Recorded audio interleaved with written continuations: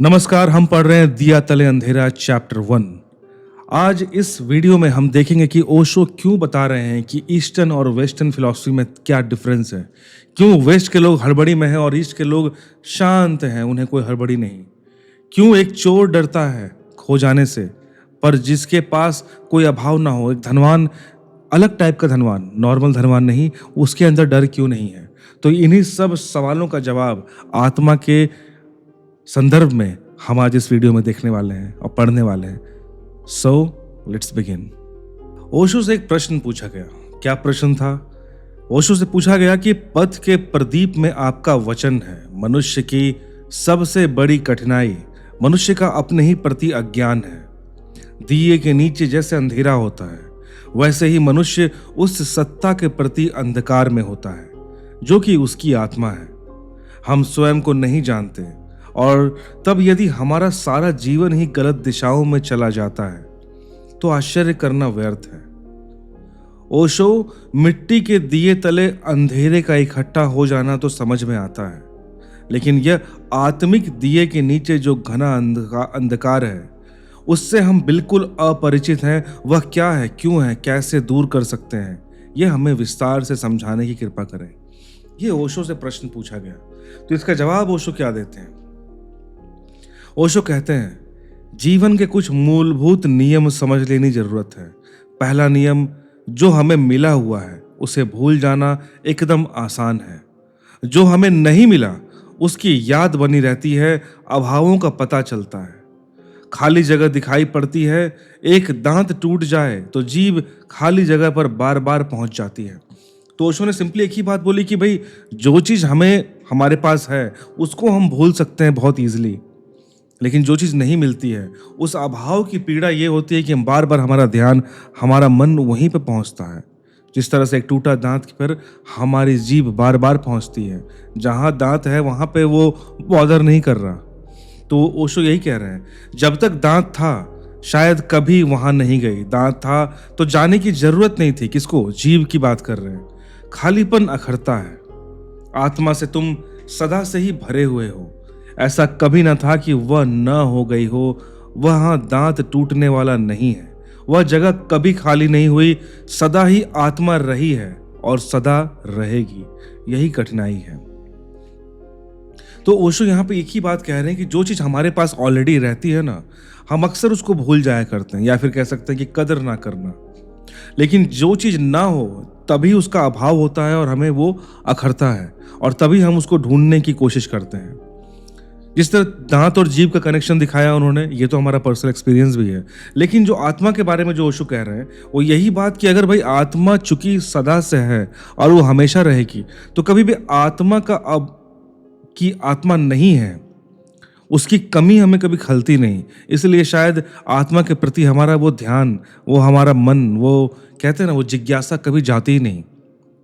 अभाव नहीं है ना, हमेशा से वो मौजूद है।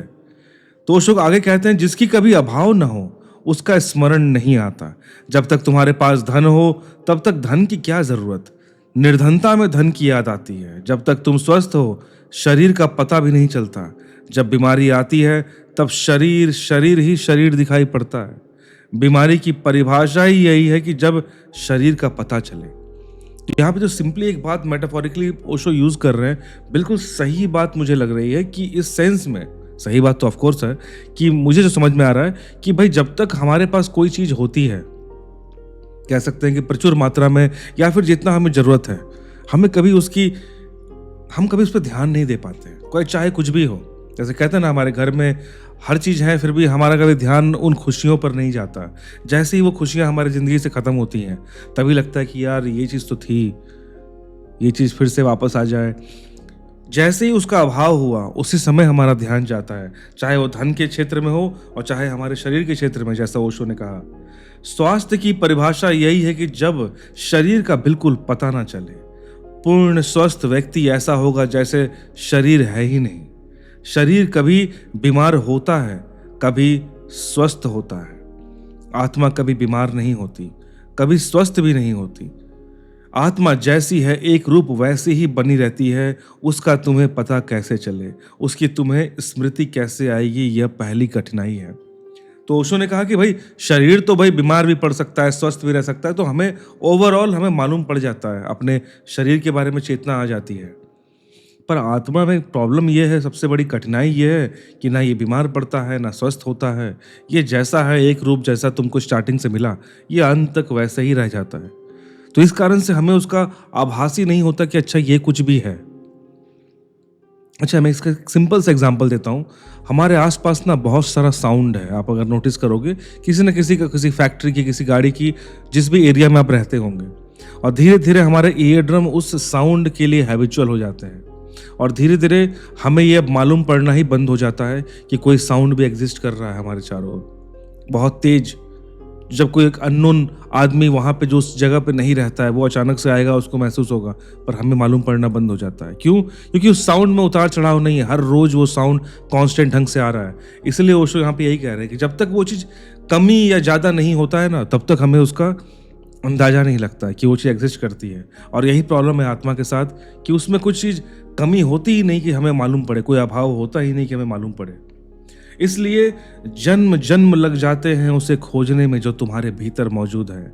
बड़ा उल्टा लगता है ये कहना कि जन्म जन्म लग जाते हैं उसे खोजने में, जिसे खोजने की कोई ज़रूरत न थी, जो सदा ही मिला हुआ था, जिसे तुमने कभी खोया ही नहीं था, जिसे तुम चाहते तो कभी खो भी नहीं सकते थे, जिसे खोने का कोई उपाय ही नहीं, इस कारण दिए के तले अंधेरा हो जाता है।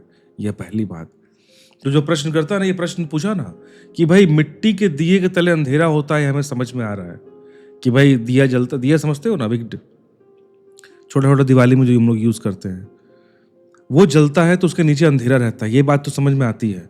लेकिन वो मेटाफोरिकली हमें समझ में आ रहा है, हमें दिख रहा है। लेकिन उसी को अगर हम आत्मा के दृष्टिकोण से जब देखते हैं, तो ये कैसा कि भाई वो लौ हमारे पास है, और हम अगर दिए हैं और वो लौ, आत्मा की लौ हम में जल रही है, तो हमारे फिर भी हम अंधकार में कैसे मौजूद हैं। तो ओशो ने यही बात बताई कि चूंकि वो हमें सदा से मिला हुआ है, हमारे पास हमेशा से है वो, फिर भी हमें उसका कभी आभास ही नहीं हो पाता। और वो आभास क्यों नहीं हो पाता, उसका कारण ओशो ने साफ साफ समझा दिया कि क्यों नहीं आभास हो पाता, क्यों नहीं हम जान पाते, आत्मा के बारे में हम सचेत क्यों नहीं हो पाते।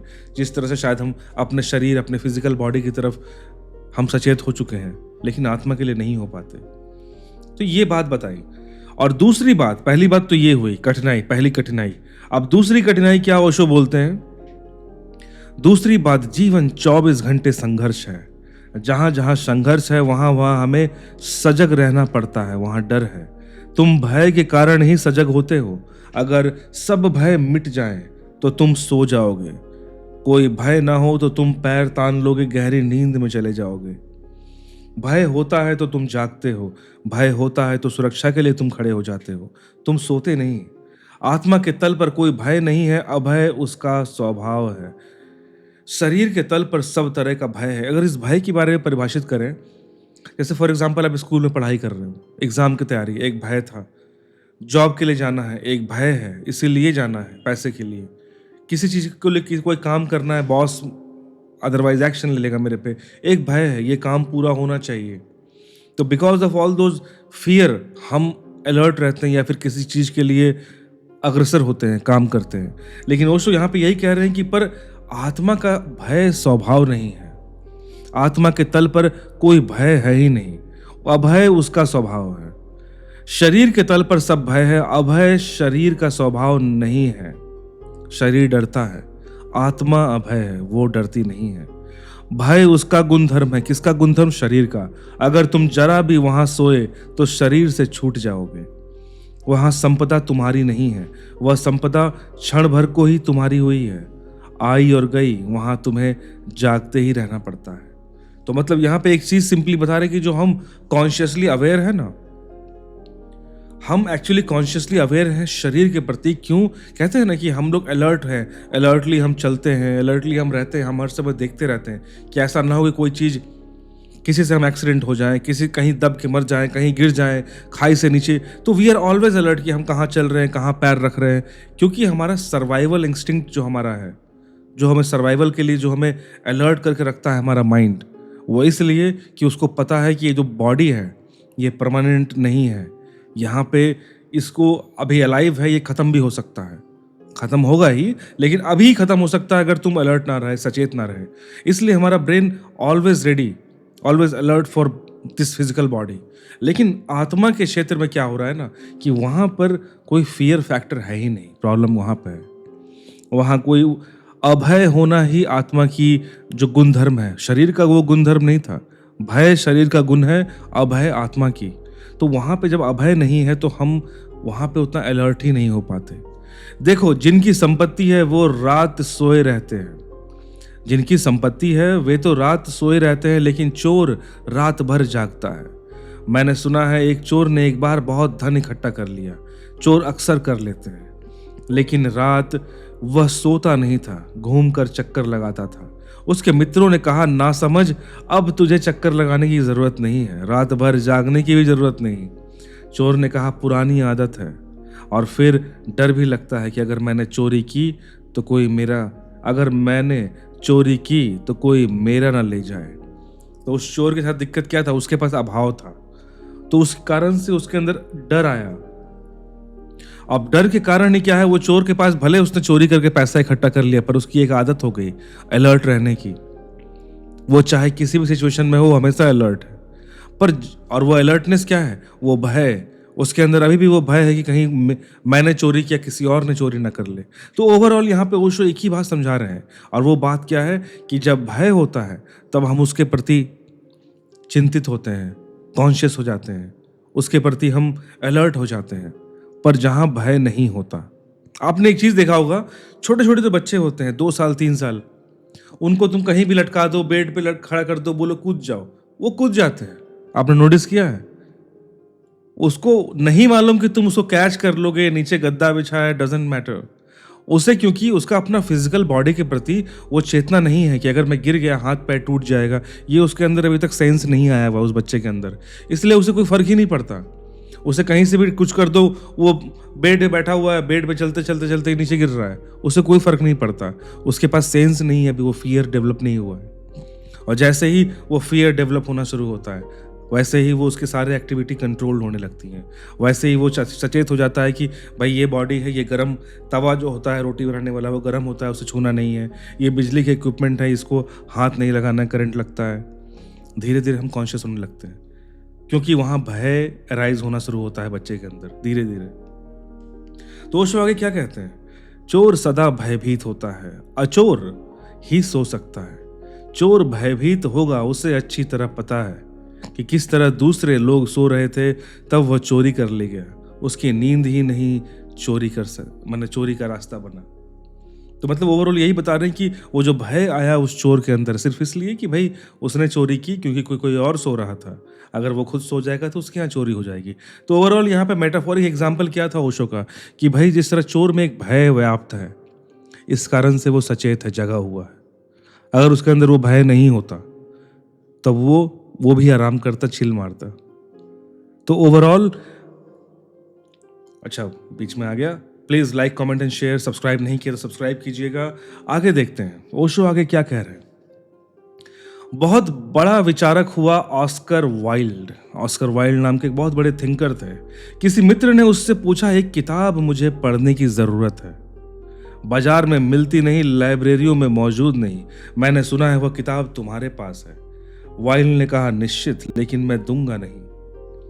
भाई दोस्त कि उसका मित्र ने मांगा कि भाई बाजार में अवेलेबल नहीं है, लाइब्रेरी में भी नहीं है, प्लीज अगर तुम दे सकते हो क्योंकि तुम्हारे पास है। बोला है लेकिन दूंगा नहीं। मित्र हैरान हो गया, पुराना संबंध, फिर पढ़ने को किताब मांगता हूं, किताब दोगे नहीं? मैंने बड़ी अजीब बात है ना, कोई पैसा संपत्ति तो नहीं मांगा ना भाई, किताब ही मांगा कि भाई पढ़ने के लिए दो, फिर मैं दे दूंगा। वाइल्ड ने कहा, उसका कारण है ये सब किताबें मैंने मांग मांग कर इकट्ठी की हैं, ये सब चुराई हुई हैं। ये जो हजारों किताबें मेरी लाइब्रेरी में दिखाई पड़ती हैं, मैंने एक भी खरीदी नहीं, अब तुम मुझसे मत मांगो। तो मतलब ओवरऑल जो चोर वाला एग्जाम्पल था उसी को ओशो ने इलेबोरेट किया और भी ज़्यादा, कि जिस तरह से उसे ये लगता है कि उसने दूसरों से मांग मांग कर वो किताबें इकट्ठा की है, तो उसे भी लगता है कि भाई तुम मुझसे मांगने हो, तुम भी ले जाओगे, यहाँ से परमानेंटली ले जाओगे।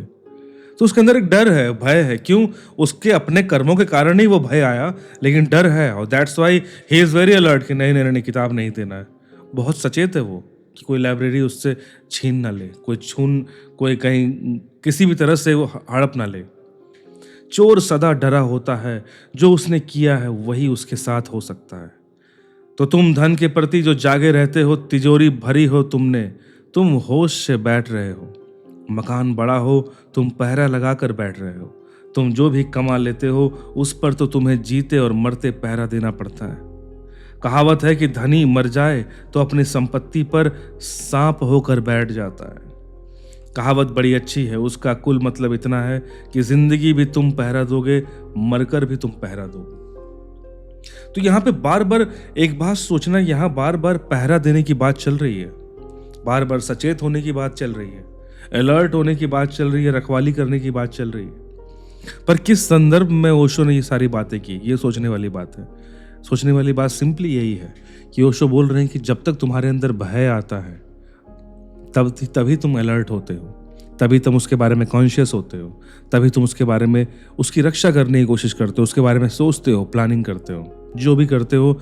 जब तक वो भय ना आए, एक माँ भी अपने बच्चे के लिए बहुत अलर्ट रहती है, क्योंकि उसके अंदर एक भय है कि मेरे बच्चे को कुछ हो ना जाए। पिता भी दिन भर काम करता है, इधर उधर जो भी चीज़ें अपने रिसोर्सेज इकट्ठा करता है, उसके मन में भय है कि उसका परिवार कहीं भूखा ना रहे, बिना छत का ना रहे। एक विद्यार्थी पढ़ाई करता है, मेहनत करता है, कोशिश करता है, क्योंकि उसके अंदर भय है कि वो फेल ना हो जाए, जिंदगी में असफल ना हो जाए। एक व्यापारी दिन रात काम कर रहा है, क्योंकि उसके मन में भय है कि उसका व्यवसाय खत्म ना हो जाए। तो ओवरऑल हम क्या समझ रहे हैं कि ओवरऑल एक भय के कारण ही एक सन्यासी भी दिन भर लगा हुआ है ईश्वर तक पहुंचने का, कि उसके अंदर भय है कि कहीं इस जन्म में भी वो परमात्मा छूट ना जाए मुझसे। होता है ना? तो भय है, इस कारण से तुम अलर्ट हो, तुम सचेत हो उसके बारे में। लेकिन आत्मा, अब आते हैं ओशो की आत्मा के बारे में, ये चीजें क्यों नहीं संभव हो पा रही, जैसा उस प्रश्नकर्ता ने पूछा। लेकिन आत्मा की संपदा न तो तुमने चुराई, न तुमने किसी से छीनी। वह संपदा सदा ही तुम्हारी रही, और वहां कोई भय व्याप्त नहीं होता, तो तुम जागोगे क्यों? जहां भय नहीं वहां तुम जागोगे क्यों? इसलिए दिए के तले अंधेरा इकट्ठा हो जाता है। तो ओशो यही कह रहे हैं कि जो आत्मा की संपदा तुम्हारे पास मिली, जो तुमने ना चुराई और ना तुमने किसी से उधार लिया, ना खरीदा, मतलब उसके एग्जिस्टेंस, आत्मा तुम्हारे अंदर है, इसका तुम्हारे से कोई मतलब ही नहीं था। वो तुम्हें एज ए तोहफा शुरू से ही मिल गया, और एक ऐसा तोहफा जो तुम्हें पता भी नहीं कि तुम्हें मिला है। तो भाई उसका चला जाना, उसका वो खत्म हो जाना, इसके बारे में तुम चिंता ही क्यों करो? तुम्हें यही बहुत मुश्किल से मालूम पड़ रहे हो या फिर एक्सेप्ट कर पा रहे हो कि हाँ आत्मा है। उसका चोरी हो जाना, खत्म हो जाना, चला जाना, ये तो तुम सोचोगे ही नहीं। और अगर तुम्हें और ज्यादा मालूम पड़ गया तो मालूम पड़ता है कि भाई आत्मा तो अभय है ना, उससे तुम्हें कोई उससे जुदा भी नहीं कर सकता, छीन भी नहीं सकता। तो और निश्चिंत हो गए हम कि भाई जरूरत ही नहीं है, भाई क्या बॉदर करना। इसी कारण से ओशो कहते हैं इसलिए दिया के तले अंधेरा इकट्ठा हो जाता है, क्योंकि उस दिए को पता है कि मुझसे ये चीज कोई छीन नहीं सकता। इस कारण से दो बातें हो गई। अब तीसरी बात जो ओशो समझा रहे हैं यहाँ पे, एक तो सेकंड बात क्या बताए, भय के कारण। अब तीसरी बात ओशो क्या बोलते हैं?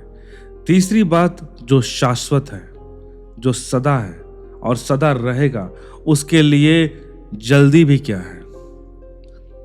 जो क्षणभंगुर है, अभी है और अभी खो जाएगा, वहां बड़ी जल्दी है, बड़ी आपाधापी है। देखो पूरब और पश्चिम में एक फर्क है।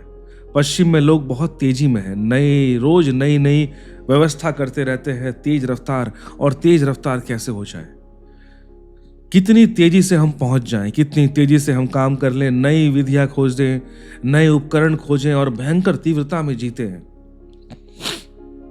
तो तीसरी बात ओशो क्या बोल रहे हैं कि भाई जब तक तुम्हें कोई हड़बड़ी ना हो, हरीनेस ना हो, तब तक तुम किसी चीज के लिए कॉन्शियस ज्यादा नहीं होते हो। फॉर एग्जाम्पल, जब हमें पता है कि आत्मा क्या है, शाश्वत है, ये सदा है, हमेशा रहेगा, तो जल्दी क्या है। पर वो उसी का एग्जाम्पल दिए पश्चिम में, जैसे जिस तरह लोग बहुत फास्ट लाइफ जीना चाहते हैं, हमेशा हड़बड़ी में है, इसलिए वो नए नई चेष्टा, नए नए ट्राई करते रहते हैं कुछ ना कुछ।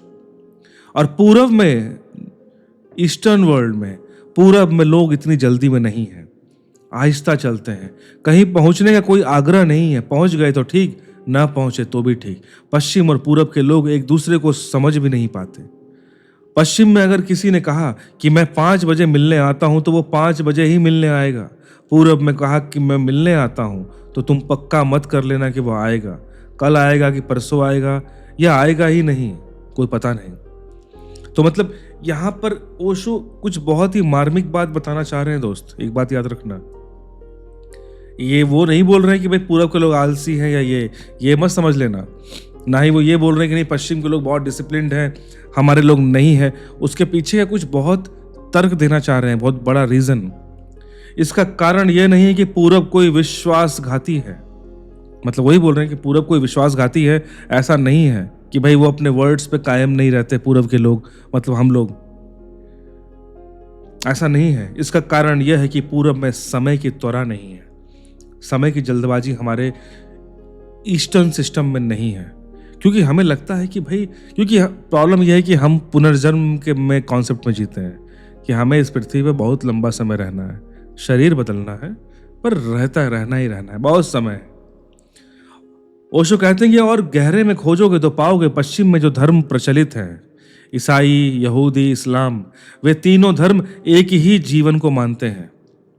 वे कहते हैं आगे फिर कोई जीवन नहीं, बस यही जीवन समाप्त, इससे जल्दी पैदा हो गई।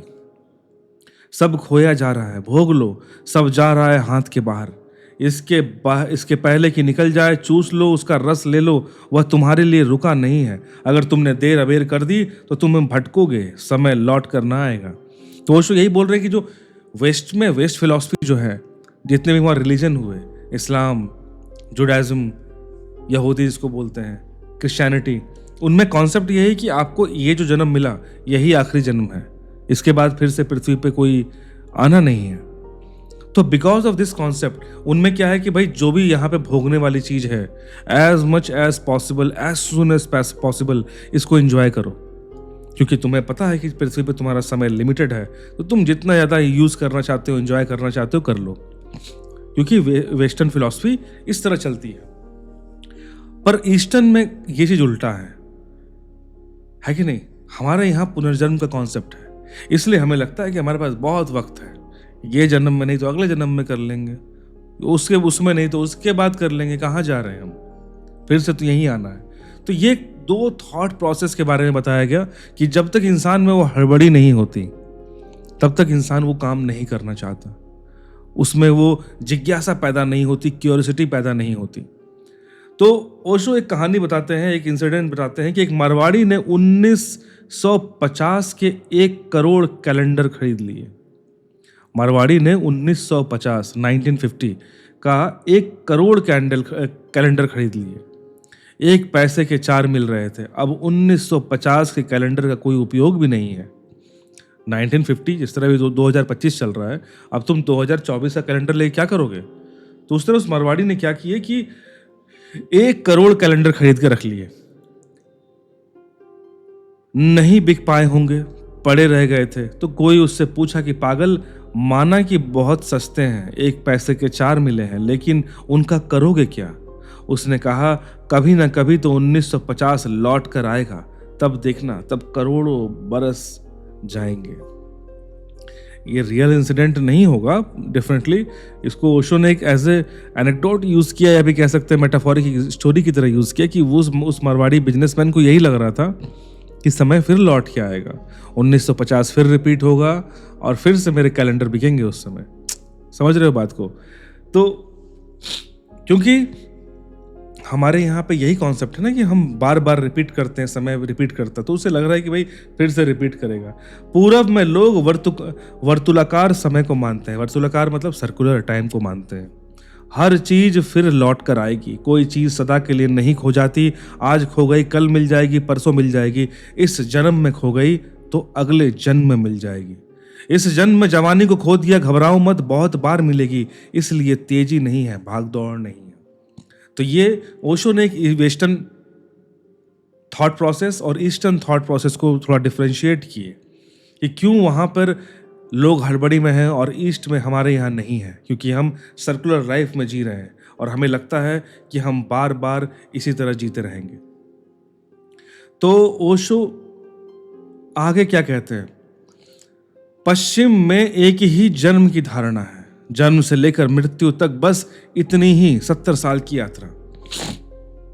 वेस्ट की यही चीज है कि भाई हमें 70 साल मिले हैं, 80 साल मिले हैं, बस यही है, इसके ना पहले कुछ था ना इसके बाद कुछ है, फिर सदा के लिए समाप्त। इसलिए कितनी ही तेजी से रफ्तार करो, कितनी तेजी से उत्पादन करो, आदमी का कितना समय बच जाए वह जीवन को भोग ले और आदमी आखिरी दम तक भोगता रहे, इसकी व्यवस्था करो।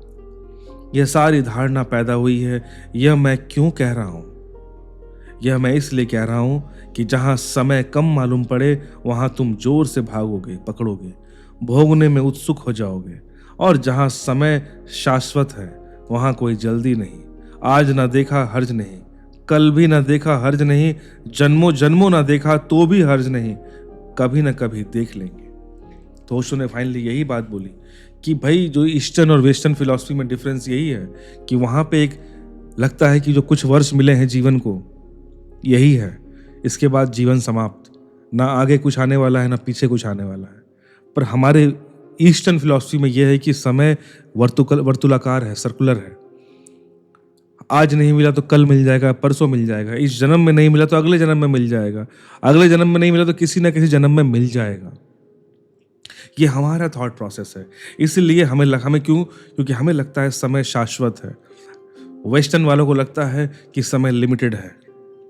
इस कारण से वो जल्द से जल्द जितना से ज़्यादा कंज्यूम करना चाहते हैं, भोगना चाहते हैं। हमारे पास वो हड़बड़ी नहीं है ईस्टर्न फिलॉसफी में।